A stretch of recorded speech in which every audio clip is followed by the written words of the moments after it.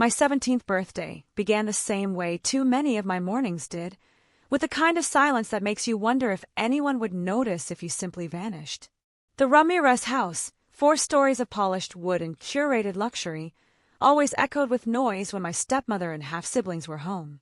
But that morning, not even the hum of the dishwasher or the faint chime of my father's phone alarms broke the stillness. For a hopeful moment, I wondered if they were planning something for me. A surprise breakfast, maybe. Balloons. A cake with mismatched candles like the ones we used before. Everything in this family became about presentation and image. But I'd been hoping for that kind of thing since I was 9, and hoping usually hurt. I slipped out of bed and wrapped myself in the oversized hoodie I used as armor. The hallway smelled faintly of citrus cleaner. Dad liked everything spotless, which was easier when you ignored one of the people living in your home. I descended the stairs, the banister cold under my palm, and stepped into the kitchen. Everything was gleaming. Pristine. Abandoned. No breakfast. No card. Nothing. Only a single square of paper stuck to the fridge with a novelty magnet shaped like a flamingo.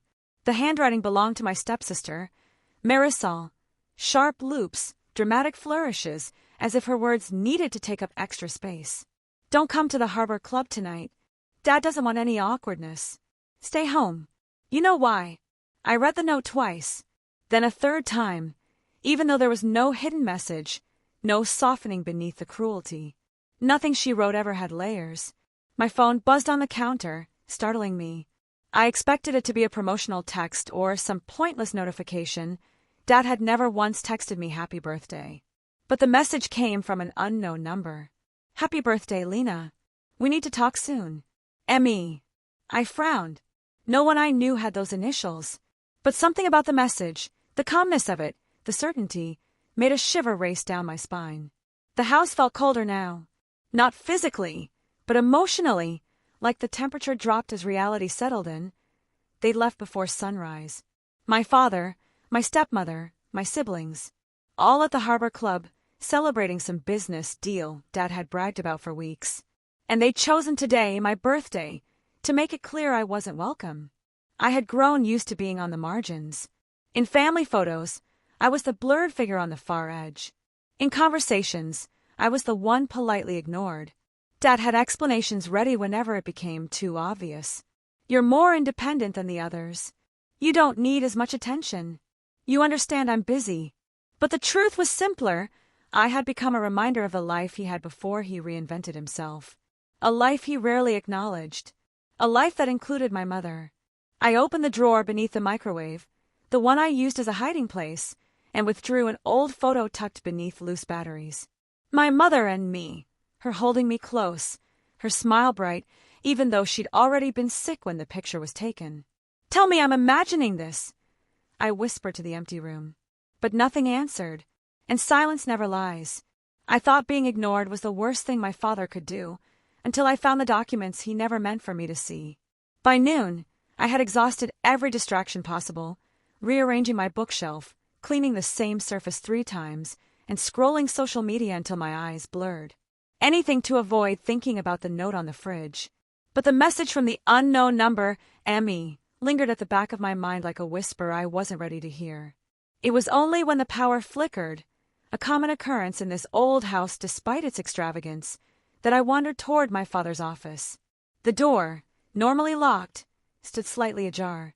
I knew I shouldn't go in. Dad had rules about boundaries, though none of them applied to him. But curiosity gnawed at me, a quiet ache requesting permission to exist.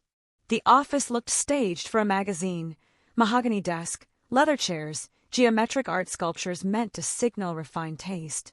The air smelled faintly of cologne and printer toner, an odd combination that somehow suited him. What didn't suit him was the manila folder sitting right in the center of his desk, like an afterthought he'd forgotten to hide. My name was on the tab. Not Lena. Not even my middle name. My full legal name, Catalina Reyes Ramirez, the name he avoided because it reminded him too much of my mother. My pulse quickened. I hesitated, and then I opened it. The first page was a legal form titled Voluntary Relinquishment of Parental Custody. My father's signature was already there. Signed 3 months ago. I scanned the lines, my chest tightening with every word. It was real. It was notarized. It was final. But one detail sent my stomach plummeting. The transfer of guardianship section was blank, not because he hadn't chosen someone, but because the name was redacted. A thick black stripe covered the designated guardian's information, concealing it from anyone who wasn't supposed to know. My father hadn't just signed me away. He'd done it secretly. He'd planned to remove me from his life entirely. But why? As if an answer, another document slipped from the folder, a printed email thread between Dad and an attorney I'd never heard of. The email subject line read, "Inheritance clause deadline." I had never inherited anything, not even a sweater. The email's contents were worse than anything I'd imagined. A deadline tied to my 17th birthday. A clause involving my mother's side of the family. A warning from the attorney. If Catalina becomes aware of the original agreement, the assets transfer automatically. We must finalize the guardianship before she turns 17. Assets. Original agreement. Automatic transfer. My hands trembled as I pieced together the implication. My father hadn't discarded me because he didn't want me. He discarded me because keeping me cost him something he didn't want to lose. The floor felt unsteady. The room blurred. I sank onto his heavy leather chair and tried to breathe.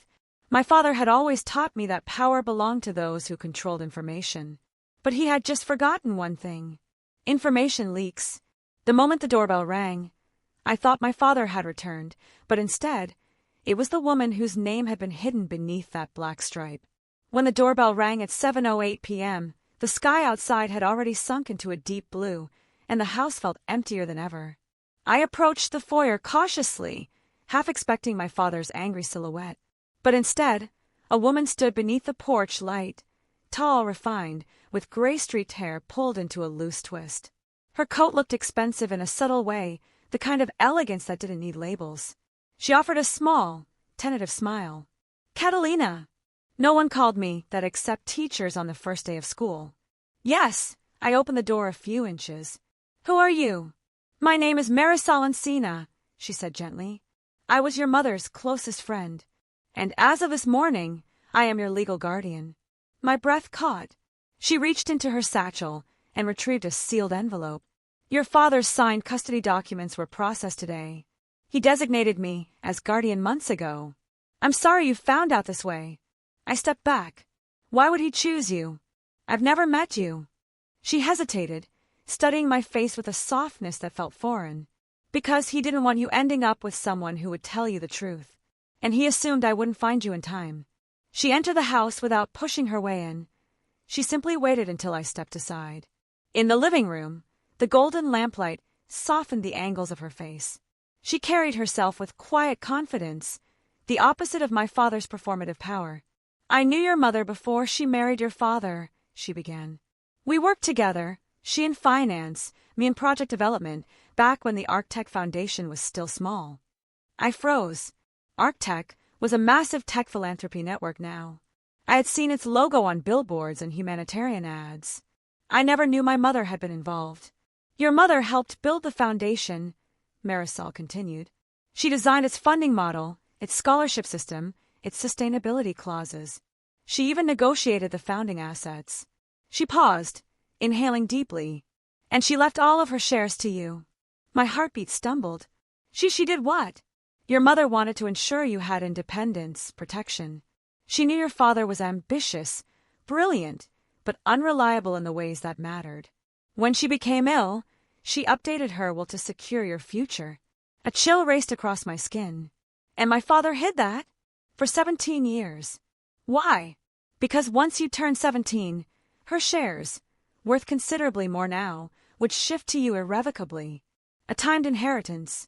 Your mother believed in accountability." I blinked rapidly before the tears could fall.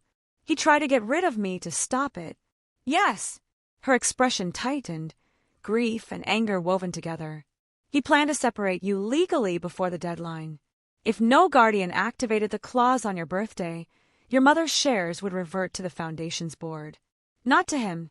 So he needed me gone." My hands curled into fists. Marisol leaned closer. "Catalina, your mother never wanted you to feel powerless. She trusted me with everything, including you." Silence wrapped around us. Why are you telling me all this? I whispered. Because tomorrow morning, the architect board will meet. And they need to hear your mother's voice in the room. You are that voice now. A tremor coursed through me. Fear, disbelief, something fiercer hidden underneath. I don't know how to do any of this. That's why I'm here, she said softly. To teach you. To protect you. To finish what your mother started. But I didn't realize until we reached the architect building the next day that someone else had been waiting 13 years for me to show up. The Architect Foundation headquarters didn't look like a place where legacies lived. It looked like a place where futures were designed, glass, steel, and soft light arranged in clean lines and impossible angles. As we approached the entrance, a man stood waiting near the revolving doors, clutching a weathered leather briefcase to his chest like it contained something irreplaceable. His gray suit was modest and worn around the edges, but he stood with the posture of a soldier, straight-backed, purposeful, prepared. When his gaze landed on me, his expression softened in a way that made my heart twist. You've grown, he murmured. I blinked. I'm sorry, do I know you? No, he said gently, but I knew you. When you were little. Before everything shattered. Marisol stepped forward. Catalina, this is Javier Cortez. He was your mother's legal advisor and her personal friend. He gave a small bow of acknowledgement. Your mother trusted me with documents your father never knew existed. My breath caught. More secrets. He lifted the briefcase. Everything inside this case was locked away the day your mother passed.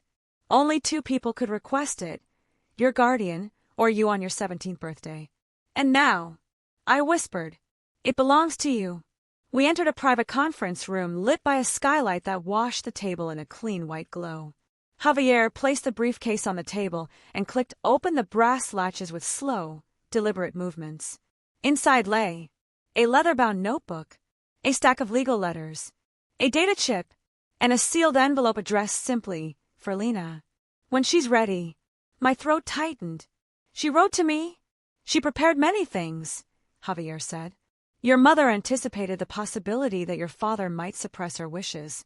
She was careful, thorough. Brilliant, really. He opened one of the letters and slid it toward me.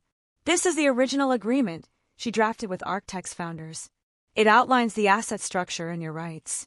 That document, he continued, gives you voting power, influence over the project's Architect funds.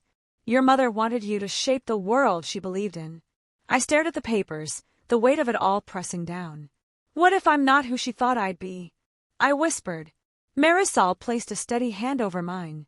Your mother didn't invest in some future version of you. She knew your heart. That was enough. A soft knock interrupted us. A middle-aged woman with silver-streaked braids and a crisp white blazer stepped inside. Mise en scène. The board is assembled. They're ready. The moment hung heavy. The board of Architect. The people who ran the foundation my mother helped build. The people with the power to legitimize everything, or deny it. Javier closed the briefcase carefully. Catalina, they will ask questions. Hard ones. But you have truth on your side. And your mother's preparation. My pulse thudded in my ears. Are you ready? Marisol asked.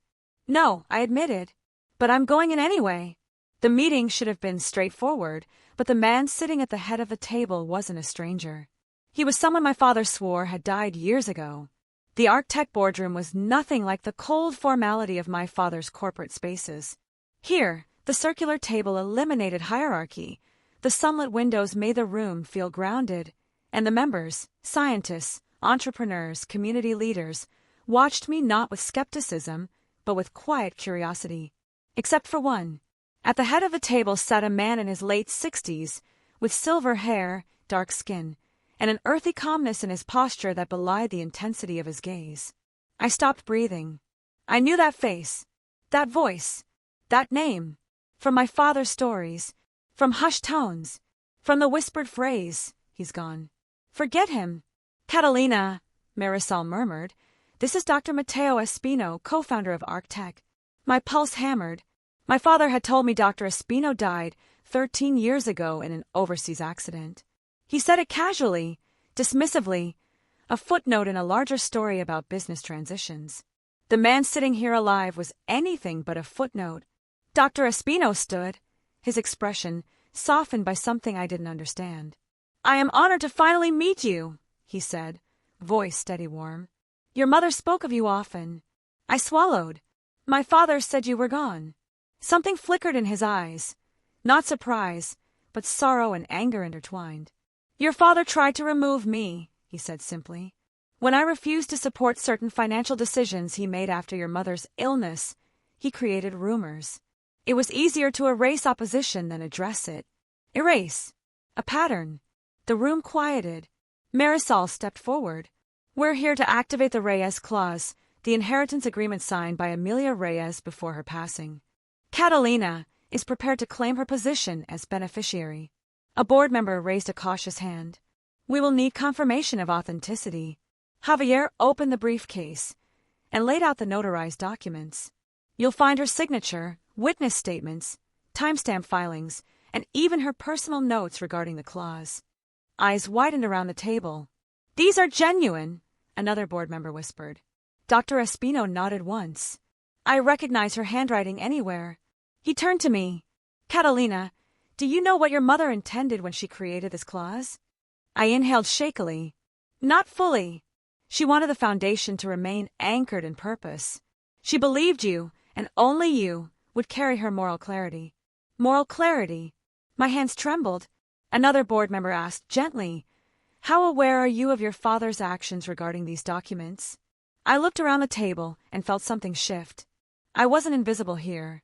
I wasn't dismissed or minimized. They didn't see me as a complication. They saw me as a person stepping into legacy. "I found the custody papers," I said, "and emails proving he tried to separate me from the inheritance before it activated." Whispers rippled. Dr. Espino's jaw tightened. "It is as Amelia feared. He wanted control, not stewardship." He leaned forward, voice gentler. "Catalina, we can begin the provisional transition today. You will not be alone in this." Something warm surged in my chest, relief threaded with disbelief. "Thank you," I whispered. The chair beside Dr. Espino was pulled out for me. "This seat belonged to your mother," he said. "Today it is yours." As I sat, a new version of myself settled with me, one who had been buried for years beneath silence and fear. But as the board prepared the transition plan, my father stormed into the building, ready to dismantle everything before I could claim it. The board had just begun reviewing the transition plan when the glass doors at the far end of the room burst open. A gust of cold air swept in with the man who stepped through, tall, sharply dressed, carrying a fury so barely contained it radiated like heat. My father. His eyes locked onto me instantly, shock flickering into disbelief, then solidifying into something much uglier. "Catalina." He said my name like it tasted bitter. "What do you think you're doing?" The board shifted uneasily. Only Dr. Espino remained calm, hands folded on the table. Marisol rose slowly. "You were not invited to this meeting, Andres." He ignored her. "You shouldn't be here alone, Lena. These people," he gestured at the board, his voice rising, "are manipulating you, feeding you lies." I stood up. "I'm not alone." "You're a child," he snapped. "You don't understand what's happening. You don't understand this world." I felt something inside me harden, a fragile material transforming into steel. "That's not my fault," I said, keeping my tone steady. "You never taught me." His jaw clenched. "We can discuss this at home. Not here. You're coming with me." "No," I said. The word hung between us like a thrown knife. Dr. Espino finally spoke. "Mr. Ramirez, Catalina is here of her own will. And legally, she is under the guardianship of Ms. Encina. Any decisions regarding her involvement fall under that guardianship, not your authority." My father rounded on him. "You? Of course. I should have known you'd crawl back the moment you saw an opportunity." Dr. Espino raised an eyebrow.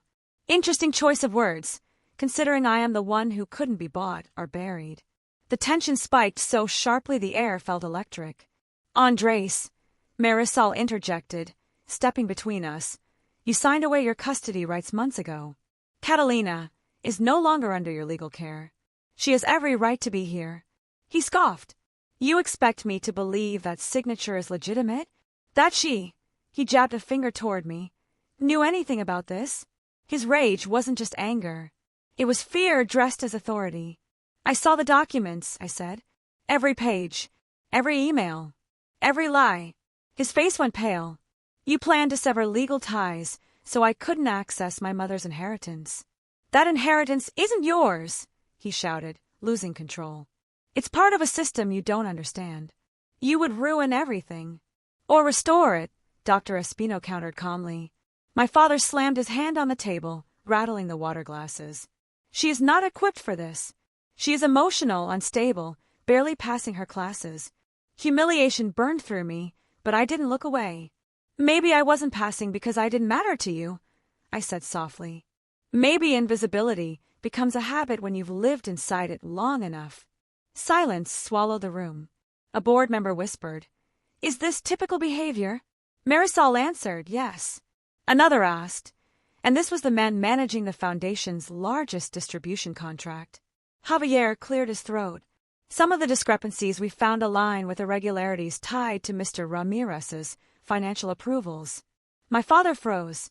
What discrepancies? The board demanded. A storm of dread crossed his face. I watched as the man who spent years belittling my existence realized he just walked into a room full of people who saw straight through him. Catalina, he said, quieter now, you're making a mistake. No, I said. I'm correcting one. But the moment the board requested an audit of my father's actions, he revealed the final secret he'd been keeping, one that rewrote everything I thought I knew about my mother. The board members exchanged glances, frowning at one another as the word audit settled into the room like dust that refused to be brushed away. My father's shoulders stiffened. He inhaled sharply, and for the first time since he barged in, he looked afraid. Not angry, not hostile, but truly deeply afraid. Before you dig into old records, he said, turning toward Dr. Espino with an unstable smile, perhaps there's context you need. About Amelia. About her final months. Marisol stiffened beside me. Don't you dare twist her memory. He held up a hand. If Catalina wants the truth, she deserves the whole truth. Not your curated version. My stomach clenched. What truth? I asked. His gaze softened just for a moment. An illusion, maybe, but enough to confuse me. Your mother didn't update her will because she foresaw anything, he said quietly. She did it out of fear. Fear of what might happen if certain allegations resurfaced. Marisol's tone turned icy. You're lying. Am I? He looked directly at me. Your mother wasn't the saint they've made her out to be. You should know that before you step into her shadow. A crack formed in my resolve. What does that mean? He approached the table slowly, theatrically. Amelia was under federal review during her last year alive. There were questions about mismanaged funds at Arctech, about unauthorized transfers, about irregularities she couldn't explain. My breath hitched. No, she wouldn't. She would, he insisted. And she did. Gasps circled the table. My knees weakened. My palms went cold. My mother. Stealing. Mishandling funds. It didn't fit. It didn't make sense. My mother spent her life building systems to prevent corruption, not enable it. Dr. Espino stood abruptly, eyes blazing. Enough. I was there. Amelia was transparent about every transaction she authorized. The review you're referencing was triggered by anonymous complaints later traced back to someone inside her household. My father's jaw tightened. You mean me, he said flatly. Yes, Espino said. You filed the accusations. Shock rippled around the room. My father looked at me, his voice breaking with manufactured regret. I was trying to protect our family. She was unstable at the end, losing control emotionally. I begged her to slow down, but she wouldn't listen. You filed fake accusations against her? I whispered. I didn't know they were fake, he insisted. I had suspicions. That's all. His lies were cracking under their own weight. I shook my head slowly. You wanted her removed. He didn't deny it. Dr. Espino stepped beside me like a shield. Amelia discovered financial discrepancies matching your private accounts. She came to me crying, not because of the accusations, but because she didn't want you arrested. My father froze. And now you're trying to corrupt her daughter with the same lies, Espino added. My father's mask finally collapsed, revealing exhaustion and something resembling guilt, but not enough to matter. You don't understand what I lost, he whispered. I was supposed to inherit ArcTech's directorship. Her claws took that from me. And now you're taking everything. Something inside me clicked into place, sharp, certain, unbreakable. My voice didn't shake when I said, "It was never yours to take." But exposing my father wasn't the end, because once ArcTech announced my mother's clause publicly, the entire city turned its eyes on me, and suddenly being chosen came with a price I wasn't ready to face. The public statement went live at 3:14 p.m. ArcTech Foundation announces activation of the Reyes Clause. Catalina Reyes Ramirez to assume beneficiary stewardship role. Within 30 minutes, my phone exploded. Messages from numbers I didn't recognize. Emails from reporters. Requests for interviews. Offers from influencers who wanted to collab.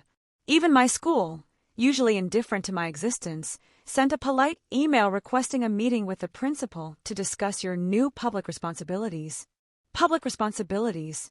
Just yesterday, I had been the forgettable girl who sometimes ate lunch in the library because the cafeteria felt too loud. Now strangers were calling me the heir of ArcTech. Marisol gently took the phone from my shaking hands and placed it face down on the table. "Breathe," she murmured. "In through the nose, out through the mouth." I tried. It didn't help much. Dr. Espino joined us in the smaller conference room where we'd been trying to regroup. "Catalina," he said gently, "public interest will fade. What matters right now is that you understand your role." "My role?" I repeated. "I'm 17. Yesterday I was failing geometry. Today people want me to make decisions about global funding allocations." He smiled softly. "You're not making decisions yet. You're learning. That's all." "But people are expecting something from me," I whispered. "Something big. Something I'm not sure I can give." Javier slid a packet across the table. "Your mother left behind guidelines. Not rules, guidelines. Her vision. This will help." I flipped through the pages. My mother's handwriting returned again and again. Curved loops, strong strokes. Tiny stars she added when she felt proud of her work. The weight of her intentions pressed against my ribs. "What if I'm not like her?" I asked. "You're not supposed to be," Marisol said. "You're supposed to be you." Before I could reply, someone knocked lightly on the door. It was a young public relations associate, cheeks flushed with nervousness. "I'm sorry to interrupt, but the media is already gathering outside the building. And, your father is giving interviews." My stomach dropped. "What?" "He's claiming ArcTech manipulated legal documents to steal his daughter and destabilize his family. Reporters are broadcasting his statements live." "Of course he was." "Catalina," Espino said calmly, "you don't need to respond. Not today." But I already felt the pressure closing in. If I stay silent, won't that make them think he's telling the truth? "No," Marisol said firmly. "We will handle this strategically." I wasn't used to people saying "we" when talking about my problems. The word felt fragile and powerful at once. Still, I couldn't shake the dread. "Can I see the footage?" I asked.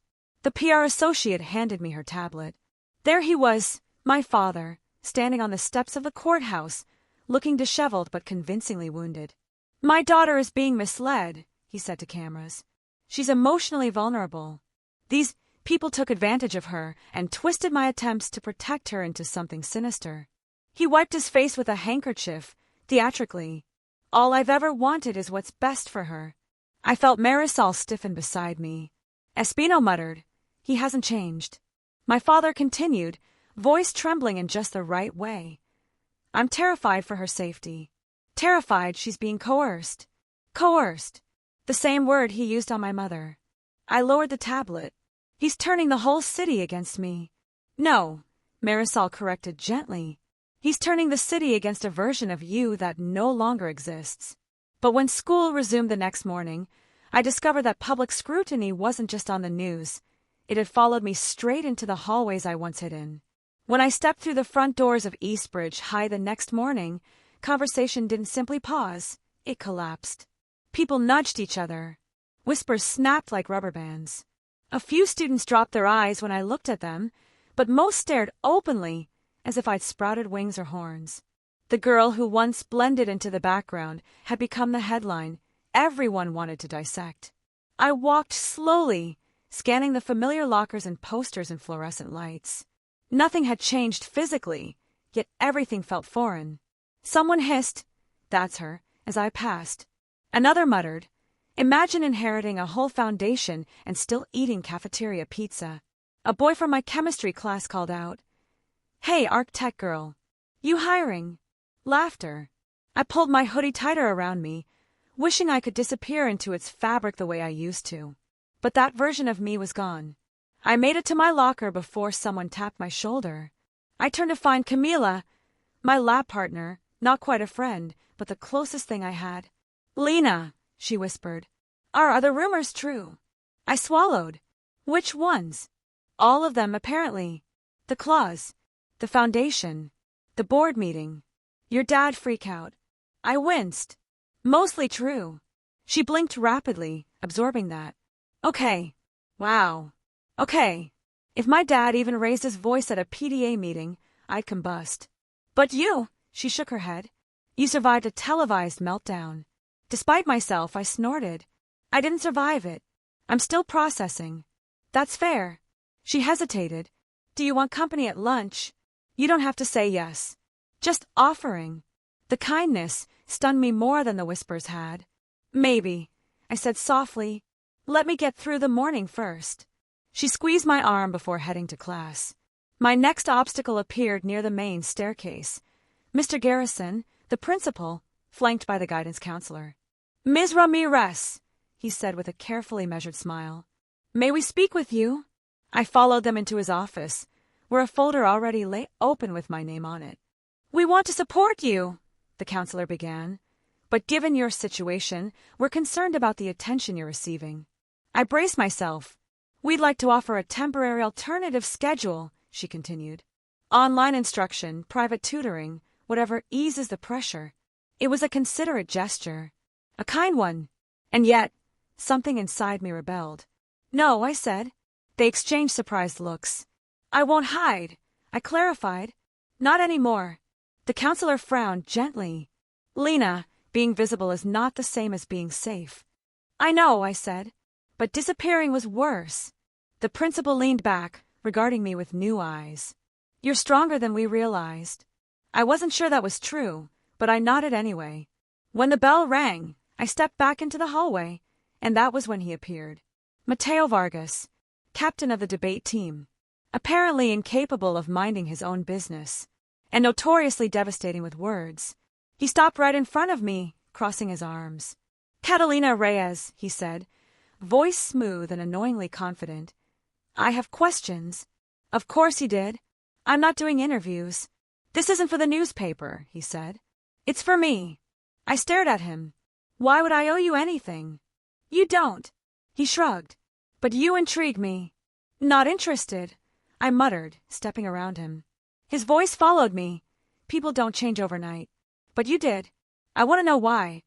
I kept walking, but something in his tone left a small, unwelcome spark of curiosity. What I didn't know was that Mateo's curiosity wasn't harmless. He would uncover something about my father before anyone else did, and it would turn my world upside down again. I avoided Mateo the rest of the day, dodging his gaze in classes and taking different hallways when I saw him coming. Curiosity from strangers was overwhelming. Curiosity from someone observant, perceptive, and annoyingly persistent was dangerous. But fate, or bad timing, caught up with me after school. I was heading toward the courtyard when a voice called out, "Catalina, wait." I turned. Mateo jogged up, hair wind-tossed, backpack slung carelessly over one shoulder. "I said I wasn't interested in talking," I reminded him. "Too bad," he said, pulling a folded sheet of paper from his pocket. "Because you need to see this." I hesitated, then snatched it from his hand. It wasn't a note. It was a printed screenshot, an online financial reporting database. Transaction trails, dates, account numbers, my father's name. My chest tightened. "Where did you get this?" "I volunteer with the journalism club," he said. "We use a public oversight tool that flags anomalies tied to nonprofit organizations. Arch-Tech appeared in the system 3 times this morning." He pointed to the highlighted entry. "Look at the transfer amount." I scanned the numbers. 6 figures, moved out of a discretionary fund 6 months before my mother died. "That fund," Mateo continued, was originally under your mother's jurisdiction. But after she got sick, someone else requested temporary access. I read the attached notation.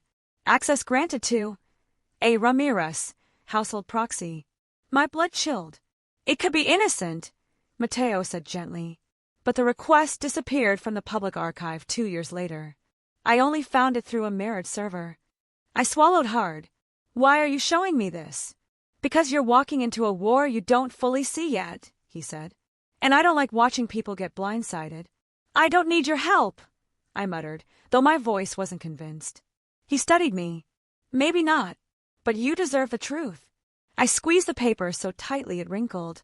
My father hadn't just tried to strip me of my inheritance. He tapped into my mother's accounts while she was dying. He kept those records buried. Does anyone else know? I whispered. Not yet. My thoughts spun wildly. This meant what? Fraud. Theft. Something darker? Catalina, Mateo said quietly, this info could blow up everything, Arc-Tech, your father's career, your role in the Foundation. If you're not ready to open that door, I'll delete it and pretend I never saw it. I looked at him sharply. Why would you do that? He gave a half shrug. Not everything is a debate round. Sometimes people just deserve a choice. For the first time all day, I felt my defenses wobble. But I wasn't ready, not yet. Keep it between us for now, I whispered. He nodded. You got it. As I turned to leave, he called out again, softer this time. Catalina, your mother was loved here. By a lot of people. Whatever you uncover, it won't erase that. His words lodged somewhere deep inside me. I walked home under a sky streaked in violet and amber, gripping the printed screenshot so tightly the ink smudged onto my fingers. My father had underestimated me. He thought severing legal ties would keep me quiet. Small. Out of the way. But he hadn't counted on Arc-Tech. He hadn't counted on Marisol. He definitely hadn't counted on Mateo. And he hadn't counted on the truth resurfacing. What I didn't know was that the truth wouldn't just surface. It would erupt, starting with the letter my mother wrote that I finally opened that night. That night I sat on my bedroom floor with the lamp turned low and the envelope my mother had written tucked under my palm. Her handwriting, slanted, patient, peppered with those tiny loops she used when she was thoughtful, felt like a fossil from another life. I had avoided opening it for months, afraid of the tidal wave of feeling it might release. But with Mateo's printout burning a hole in my experience of my father, I finally had the courage to read what she left me. Lena, if you're reading this, I guess I'm not there to tell it to you in the kitchen with the radio on. First, you are enough. Always. Second, if you find papers hidden or signatures changed, don't run. Fight calmly. Fight smart. I know your father is proud of his armor. He will use it to frighten you. Use your mind instead. There are 3 keys. The notebook in Javier's briefcase, read it. It lists legacy grants and the restrictions I insisted on. The blue folder in Ms. Encina's safe, look for the letter with the red stamp. And the last, trust people who stay when it's messy. If anything happens to me, promise me you'll be kinder to yourself than I ever was to myself. Promise me you'll be brave. Love, M. Her voice in the letter was gentle and urgent, like a lighthouse signal, calm, consistent, impossible to ignore. I finished the page in a single breath, and then read it again, tracing the ink as if I could pull her handwriting into my own bones. She'd known. She'd known he would try to rewrite history. She'd known the timing. She'd prepared contingencies. And in the margin, in a different pen, she added one more note. If Andres ever mentions the investigation, look for the file titled Household Transfers, 2012. My hands went cold. The screenshot Mateo had shown me had a similar tag in its metadata. I didn't know everything yet, but I knew enough to feel the ground shift under me. I slept poorly that night, the letter folded and tucked under my pillow like a talisman. When dawn bled in, I called Javier and asked him to bring the notebook to Marisol's apartment. He arrived half an hour later, briefcase in hand and an apologetic grin, like he was carrying a history exam he'd rather not grade. We spread the notebook on Marisol's kitchen table. The leather cover was soft from years of use. Javier opened to the first page and started reading aloud, notes about philanthropic intent, a timeline of gifts, annotated bank references. As he flipped through, the margins revealed my mother's personality in tiny snapshots, her jokes, her frustrations, and the one thing she repeated with a stubborn faithfulness: transparency protects people. Between pages 40 and 42, there was a taped receipt, a transfer of funds from a discretionary account to a contractor's account. The contractor's name matched the one in Mateo's screenshot. "It's not a perfect chain," Javier said, tracing the line with his finger, "but it's strong enough to warrant an investigation." Marisol folded her hands and looked at me. "Your mother built safety nets. She was clear about accountability. If we follow her notes, we'll find how they hid things." I felt something like relief. Nervous, brittle, but real. For the first time in weeks, the narrative wasn't entirely in my father's voice. Then my phone buzzed. A news alert. Ramirez denies claims. Family in disarray as Arctech transition unfolds. My stomach dropped. My father's voice was already shaping the public story. "I'll handle the press," Javier said quietly. "You focus on the ledger. Let us be the ones who excavate the records." I nodded, though my hands trembled. There was one instruction at the bottom of my mother's last page that made the tip of my teeth ache. If they send lawyers, don't sign. Contact Javier first. If they threaten to sell or transfer assets, stop them with a petition. Your name is your shield. I looked at the people around me. Marisol, Javier, Dr. Espino, and felt for the first time like a part of a small army. They had shows of tenderness that weren't performative. They had patience. They had memory. They'd been waiting for me to stop being invisible. The notebook fell shut like a verdict. I felt both smaller and inexorably larger. I thought the investigation would move slowly, but at noon, a lawyer from my father's office arrived with a stack of papers and a warning that changed everything. The lawyer's name was Caldwell, and he smiled as if he were delivering flowers instead of legal threats. Tall, precise, polished shoes whispering against Marisol's apartment floor, he laid out a neat stack of papers with the kind of efficiency that made my teeth ache.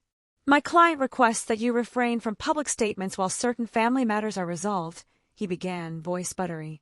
"It will be easier for everyone if Ms. Reyes consents to a temporary confidentiality agreement." He slid the paper toward me. The first paragraph promised discretion. The second promised mutual non-disparagement. The last clause, thin as a razor, granted my father emergency fiduciary control over any assets associated with Arctech pending legal review.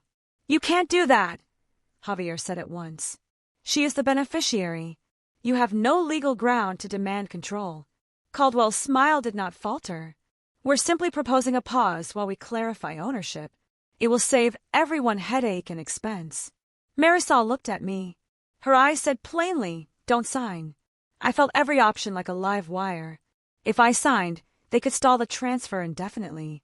If I refused, they would move to litigate, and Andres could, and probably would, weaponize every private detail he had. My mother's letter echoed in my head, "Don't sign. Contact Javier first." "Ms. Reyes," Caldwell continued softly, "this isn't personal. It's procedural. We're acting to protect the foundation and its stakeholders." "Who are you protecting?" I asked before I could stop myself. The board? The donors? Or the man who hid my mother's documents? Caldwell's expression micro-shifted, just enough to register displeasure. "Miss Reyes, you're underage. You need counsel. We are prepared to negotiate terms that preserve your rights while averting public chaos." "Or you take us to court," Javier said flatly. Caldwell's polite posture stayed intact, but his eyes hardened. "We prefer negotiation." "Then negotiate," Dr. Espino said. "But not with intimidation." Caldwell sighed theatrically and reached for his pen. "Let's give this a chance. For the record, please understand this proposal is standard in cases of disputed estate transitions." Marisol folded her arms. "Your so-called standards involve strip mining and inheritance, while the intended beneficiary is a minor." "No." The conversation escalated into carefully measured legalese, but beneath it all I could hear the thrum of threat. I knew what stall tactics looked like now. I'd watched the data trail and read the notes. They knew how to delay until the deadline closed, until the momentum dissipated, until the will's protections weakened under cost and time. "Catalina," Javier said quietly, "this is a test. Don't react emotionally. We'll file an injunction if they file anything. But never sign without seeing a judge's order." Caldwell closed his folder with a soft click. He stood and extended a hand, diplomatic as a handshake through glass. "We can be reasonable," he said. "For everyone's sake." Marisol stood up slowly. "We'll respond through counsel," she said. "And we'll be transparent." Outside, a string of press vans idled like vultures. My father's voice echoed through the building trenches, careful assertions meant to sway public opinion. I realized then that the legal theater would be just the opening move. The real fight would be in whispers and in the slow erosion of resources. My mother's guidance was clear, though: don't sign. Contact Javier. Fight smart. I folded the proposed agreement into a neat square and handed it back to the lawyer. "We'll see you in court," I said. My voice was steadier than I felt. Caldwell watched me, smile returning with a cold edge, and left with the same soft-footed efficiency he'd arrived with, as if nothing had changed. We expected a lawsuit, but we didn't expect my father to use the court system to attack my credibility in a way that would reach beyond the judge's chamber. The subpoenas arrived like winter mail, inevitable, impersonal, and sluggishly invasive. Within 48 hours, lists of required depositions materialized. Witnesses, bank records, medical reports. My private life had become Court Exhibit A. The first deposition was brutal in a measured way. Caldwell's team coached a line of polite, concerned questions designed to make me sound naive, emotional, unfit. He asked about my schooling, my mother's care, my relationship with my father. He emphasized my age, my presumed vulnerability. "Did you feel pressured?" he asked, as if the question were a lamp to be switched on and off. I answered slowly, aligning my voice with my mother's instructions. Calm, clear, precise. Javier sat beside me, clutching the notebook and glancing at me when I needed assurance. Dr. Espino observed from the corner, his presence a steadying force. The courtroom's fluorescent light made everyone look sharper or harsher. Caldwell methodically rolled out accusations that felt rehearsed, insinuations about my mother's management, hints that I'd been coached, that Architect's internal checks had been followed and my claims were speculative. But the truth has weight. We had records, timestamps, witnesses who remembered my mother arguing for transparency. Finch, an old adjunct legal ally Javier had tracked down, testified to filing original documents with the probate registrar. Mateo, the student, appeared as a curious but credible third party and presented the public ledger snippets that suggested my father's access to certain accounts. The testimony shifted the room. Caldwell's polished veneer started showing cracks. Outside, cameras waited like weather. Every statement I made, every hesitation, was fodder for commentators who threaded sound bites into narratives. "Teenager runs foundation," one pundit scoffed. "Or puppet master plot," another asked. My social feed spun with amateur analyses. The judge, a woman with an impassive face and patient voice, listened. She asked pointed questions about chain of custody and the nature of fiduciary obligations. She seemed more attuned to legal technicalities than to theatrics, and that steadied me. But the courtroom wasn't the only arena. My father's team had already begun a whisper campaign. Selective documents released to hand-picked reporters, curated leaks painting me as a vindictive child intent on destroying a family legacy. The narrative bent toward spectacle, toward emotional shorthand that made it easy to pick sides without nuance. At the end of the week, the judge issued a temporary restraining order barring any transfer of Architect board assets until formal hearings could be scheduled. It was a partial victory, enough to halt immediate resource shifting, not enough to finalize anything. We left the courthouse exhausted and thin as gauze. The press swarm outside the building asked for statements. I'd rehearsed a short message with Javier. "I am committed to preserving my mother's vision, and I will cooperate fully with the legal process." Simple. True. Breathe. Then, as we boarded the car, my phone buzzed. A message from an unknown number. "People like you end up forgotten.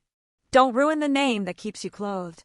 Threats thin as thread, signed anonymously, threaded with the kind of cruelty my father once displayed in private.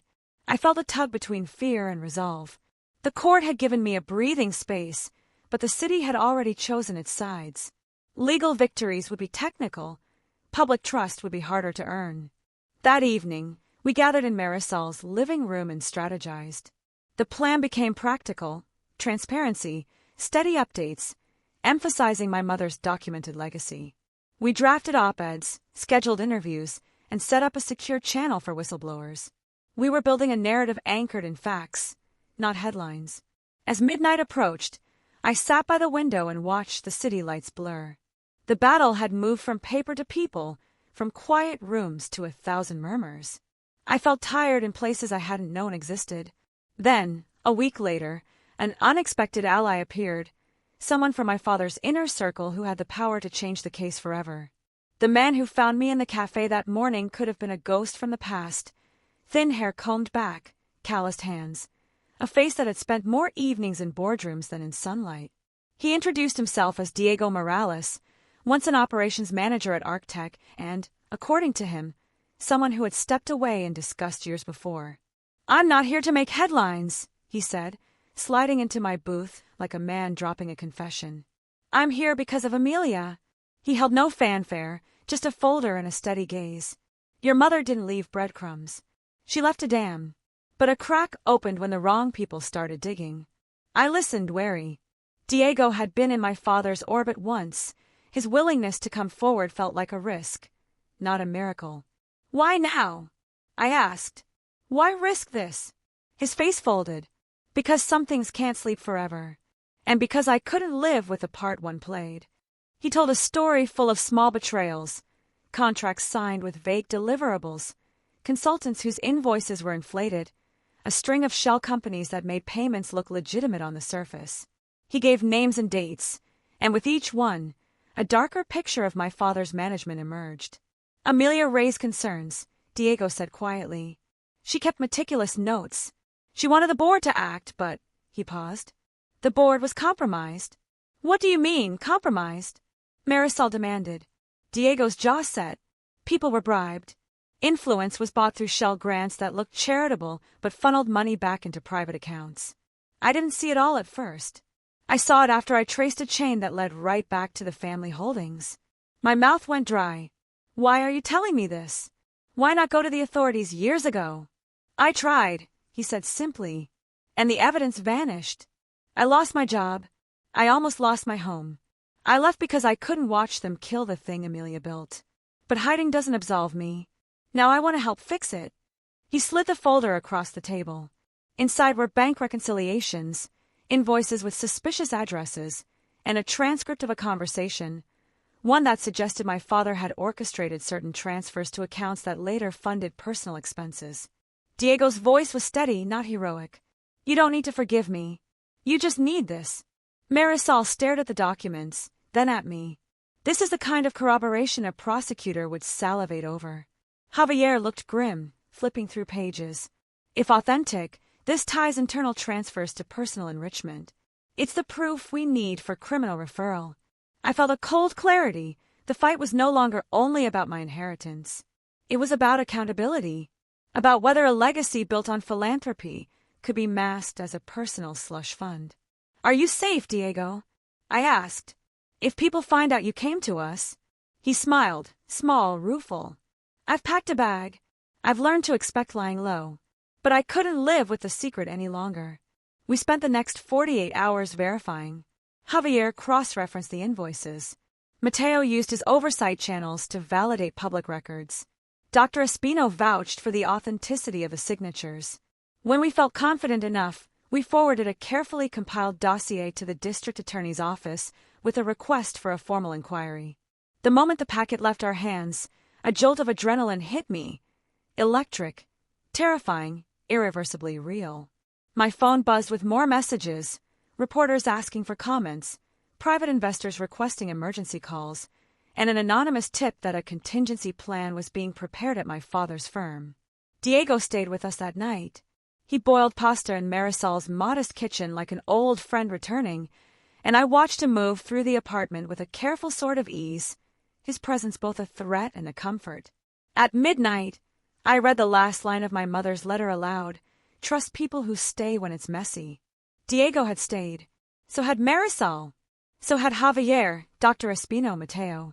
I felt something like hope settle into my chest. A cautious, thin hope, but hope nonetheless. Before the DA could act, my father made a desperate move. He leaked a personal file that threatened to destroy the one person I had started to trust the most. They called it Operation Quietus at the firm, their internal name for damage control. To me, it felt like a dagger. An anonymous Dropbox link arrived at dawn with a single folder, private_is_archive@zip. Inside were scanned images of photographs, personal notes, and a recording marked personal_log_Amelia_2012. The headline was obvious: intimate material, taken out of context, designed for gossip columns. It aimed at shame, the easiest kind of weapon. I stared at the files with a nausea that felt physical. Diego swore, low and guttural, and Marisol pressed her palms against her temples. "Where did this come from?" Javier asked. "We can trace the source." Mateo dug into the metadata and found an IP address that routed back to a proxy owned by my father's trust. The same trust that had been moving funds in and out of suspicious accounts. The strategy was clear: distract, humiliate, and smear the people who had credibility. My mother's memory had already been a battleground. Now they aimed to tarnish it directly. "You don't have to open them," Marisol said gently. But I did. Photos, private moments, laughing faces, our family in quieter days before the edges had been gnawed off by ambition. A video of my mother speaking into a handheld recorder, her voice weary, full of ache. A line in the recording that might be pulled like thread from a sweater and used as a soundbite. I felt a hollowing in my chest. The images were hers. Yes, and intimate. Yes, but they weren't scandals. They were human. Caldwell's people threatened to make the folder public if we pushed too hard. Leaks were their currency. That night, I sat on the couch with the file open and felt the world narrow to the glow of the laptop screen. I thought of Diego, who had risked everything. I thought of Javier, who believed in law more than in headlines. I thought of Marisol, who had kept my mother's letters and now kept me. I refused to let them win by default. "We go on offense," Javier said quietly. "We leak the context first. We release the full recording with timestamps and the correspondence showing how these files were gathered. We control the narrative, instead of letting them shape it." Marisol nodded. "And we prepare for the fallout. The press will sensationalize, but the truth will be visible to anyone willing to look." I hesitated. This would mean dragging the most personal parts of my mother's life across a public stage. It would make me vulnerable in ways I hadn't anticipated. Then I remembered her handwriting. Fight calmly. Fight smart. We uploaded a secure package to multiple news outlets and activist networks. Everything in the Dropbox with exhaustive context, provenance notes, and the corroborating financial documents that showed motive. The reaction was immediate and messy and honest. Some journalists praised us for transparency. Others hungrily pointed to the most salacious image. Online commentators tore at the story like vultures at carrion. But among the chaos, a deeper truth held. The files had been obtained and weaponized. The provenance was traceable. The motivation clear. Caldwell retaliated publicly, calling our release defamatory and reckless. He threatened suit for breach of privacy. The DA called 2 days later. "We have enough to open a preliminary inquiry," they said. "But you should prepare. This will be ugly." I sat in Marisol's kitchen feeling both exposed and oddly liberated. The smear had been thrown. We'd caught it and flung it back with context and evidence. That didn't make the pain vanish. It just meant the pain had purpose. At 2 a.m. my phone buzzed. A message from an unknown number. "You picked a fight with the wrong family." I stared at the words until the screen blurred. Fear was real. But so was the company I had chosen. I placed my mother's letter on the table, flattened it with both hands, and whispered, "We'll keep going." The DA's inquiry was underway, but the fallout reached deeper than courtrooms. An outside investor demanded an emergency meeting that would ultimately decide the company's fate. What they proposed next would define whether Arc Tech could be saved or lost forever.